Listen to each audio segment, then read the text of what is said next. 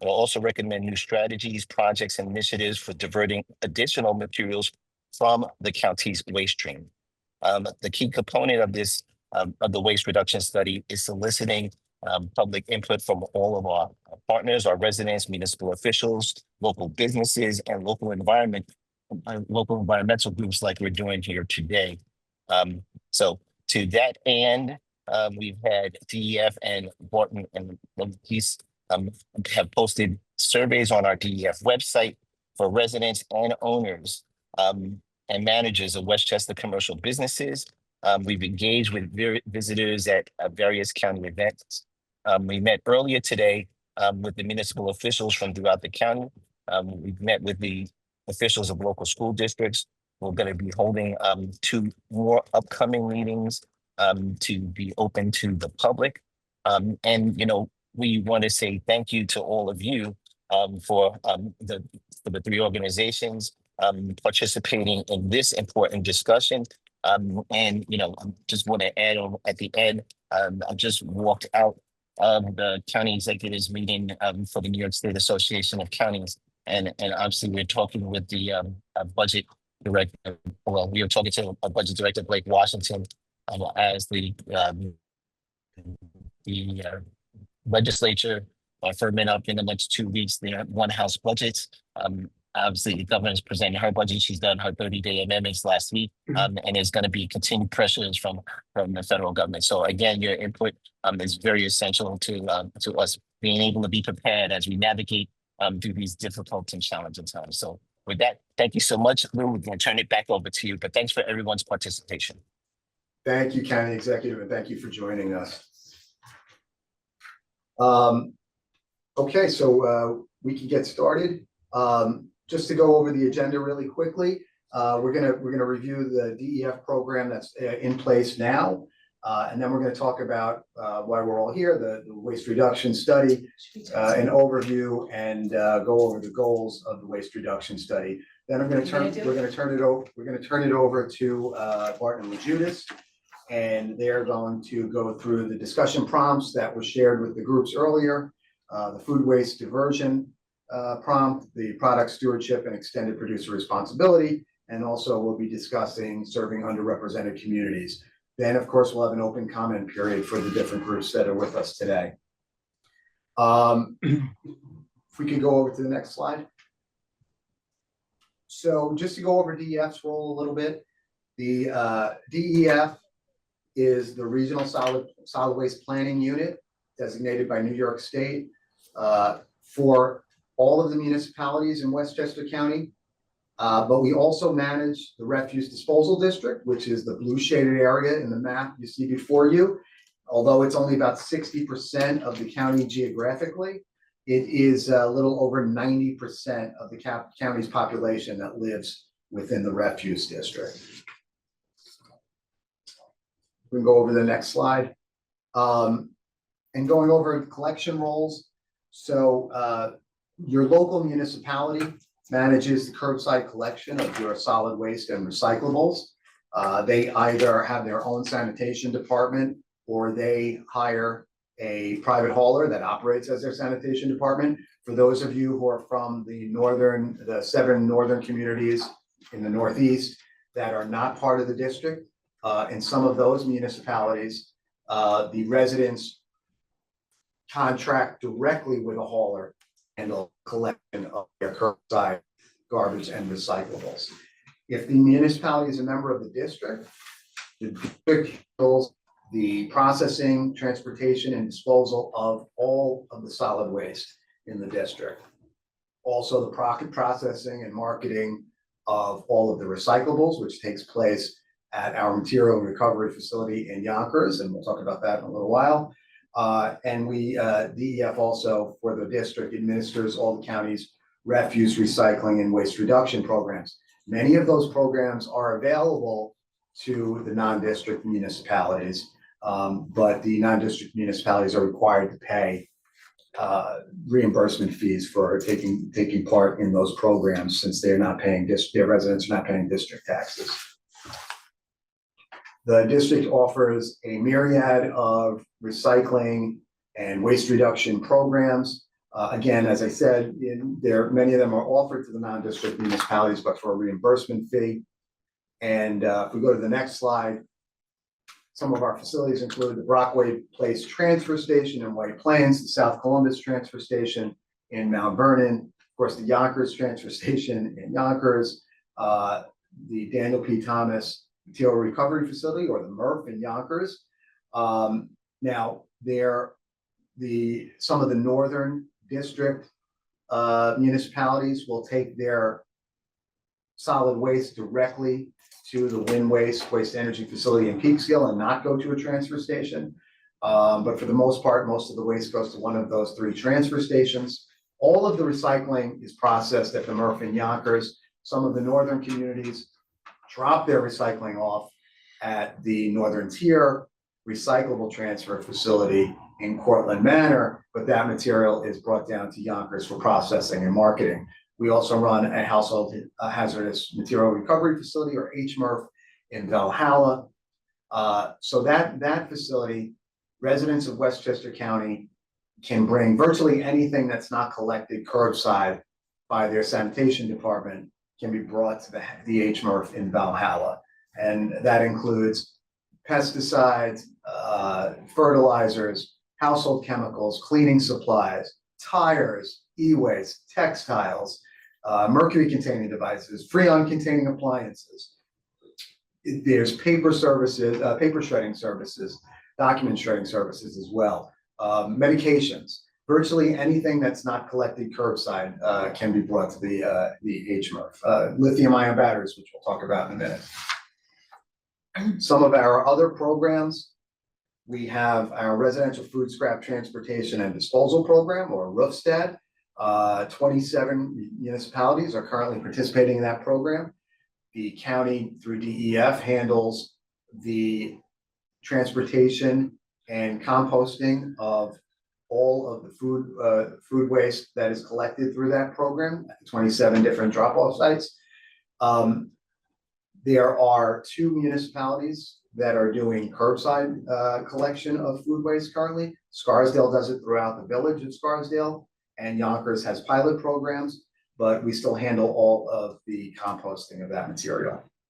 Our Organic Yard Waste Transfer Station IMA program, there are 21 participating municipalities. We collect the yard waste from the drop-off sites, about 100,000 tons of yard waste each year, which is brought to compost facilities outside of the county. We hold, last several years, we've held 5 household recycling day events each year throughout Westchester County. Residents can bring virtually the same material they can bring to the HMRF, all of that material that's not collected curbside, you can bring to a household recycling day event. We have 38 drop-off locations for medication take-back located at local police departments throughout Westchester County. I don't believe that, I think everybody in Westchester is within 5 miles of a medication take-back location. Our mobile shredder events are extremely popular. Our mobile shredders, our 3 trucks, go out to municipal sites throughout the county during the week, but also hold residential shredding events during the week and on weekends, where residents can bring up to, I believe it's 4 cases of documents to each event, where they're shredded and the material is marketed and sold to recyclers.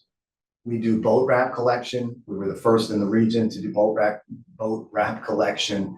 Boat wrap is the plastic wrap that goes over vessels to protect them in the off season.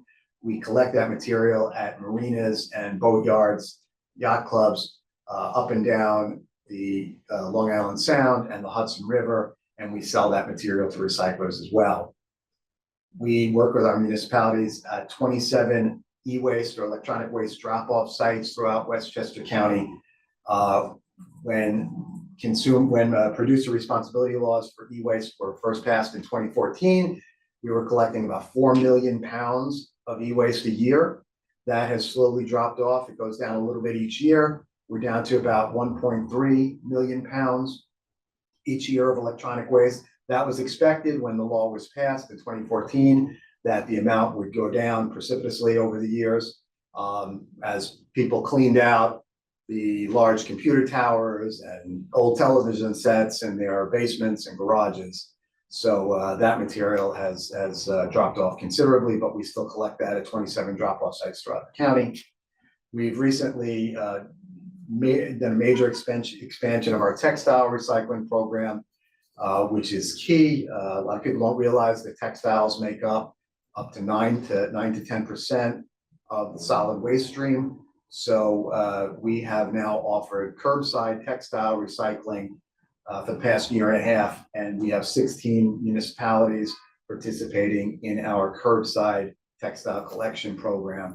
And how much did we collect last year? I put you on the spot, Tanya. 77,000. 77,000 pounds? 70,000 pounds. 70,000 pounds last year. So From just the curbside, there was an additional 42 that came in from boxes. so over 100,000 pounds. Lithium ion battery collection. We collect lithium ion batteries from our residents at the HMRF, as I discussed earlier, but we also collect damaged lithium ion batteries from fire departments throughout Westchester County who are trained in the correct procedures for dropping those off. We were the first municipality, I should also mention, outside of New York City, first municipality in New York State to have a regular recycling enforcement program. We have inspectors that go out to ensure that haulers are collecting materials properly, municipalities are collecting materials properly, and our commercial establishments throughout Westchester are separating their materials properly. Some of our education programs include the Recycle Coach app that we offer to all municipalities, and then through the municipality to our residents. Not only does the Recycle Coach app inform residents on their changes to their collection schedule and upcoming waste and recycling events, but it also has a image recognition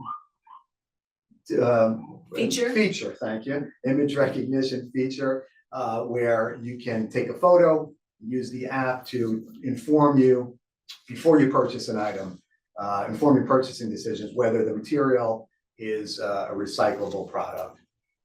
And we do education tours and programs at our composted facility, which is also in Valhalla, right next to our HMRF.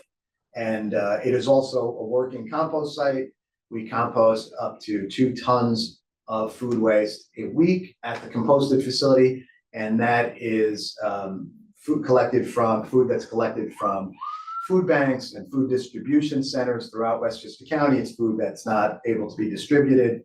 We're able to get that material, compost it, and then we have several compost giveaway events for Westchester residents throughout the year. We also give it back to community farms and community gardens throughout Westchester as well. This year we'll be having, I think, 12 giveaway events. We do tours of our MRF for school children, school groups, and also for other groups, communities, neighborhood associations. Any group that wants to come and tour the MRF can reach out to us. And we have tables at outreach events and throughout Westchester County. Just to talk a little bit, the county executive touched on this earlier. All of these programs have added up to make a significant difference in waste reduction. So over the past 2 decades, as Ken Jenkins spoke about earlier, while the population's gone up 7.6%, waste in the county has gone down 27%, which is pretty remarkable. And now the reason we're here, the waste reduction study. So as many of you may know, recently New York State released a new solid waste management plan that's designed to serve as a guide for waste management planning units throughout New York State. The plan has a very ambitious stated goal of obtaining an 85% total waste stream recycling rate by the year 2050. And in part because of that, the legislature gave us the money in 2024 to embark on this waste reduction study. We started in the last quarter of 2024 after going through an RFP process and picking Barton and Judas, who you're going to hear from in a little while, talk about the study. The goals of the study are to incorporate and build upon the highly successful DEF program that I've been speaking about, and that's resulted in a major reduction in waste since 2005, but also to provide a framework for meeting or exceeding the goals of the New York State plan going forward. The study is to incorporate zero waste best practices and principles in identifying and recommending waste reduction initiatives, and will serve as both and will address both municipal and commercial waste streams. Although our ability to offer commercial waste programs is limited, we do have influence over commercial waste through our enforcement program, of course, that I spoke about earlier, but also through our education and awareness programs.